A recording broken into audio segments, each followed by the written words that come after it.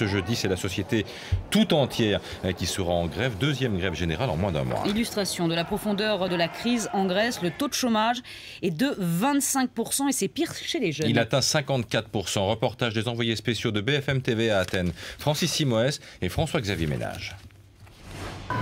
Les rues d'Athènes de plus en plus lugubres, les commerces ferment les uns après les autres, alors pour survivre, certains cassent les prix en vain. Juste à côté, ironie du sort, dans cette faculté d'économie, on enseigne des modèles de croissance alors que le pays est en récession depuis 5 ans. Alexandra se dit sans espoir, bousculée par un taux de chômage désormais astronomique. Je pense que je vais quitter la Grèce. Je vais essayer de trouver un poste du niveau de mes diplômes. Mais si je n'ai rien, je ne veux pas rester ici avec mes parents jusqu'à 30 ou 40 ans et ne rien faire du tout. Dans cette université pourtant réputée, le budget lui-même ne suit plus, les équipements sont obsolètes et les maigres perspectives d'embauche freinent les plus motivés.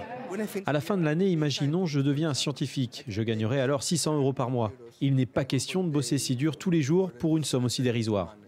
Alors que le chômage dans son ensemble a doublé depuis le début de la crise en Grèce en 2010, les syndicats espèrent mobiliser sur cette thématique. Ils attendent des dizaines de milliers de personnes dans les rues d'Athènes aujourd'hui.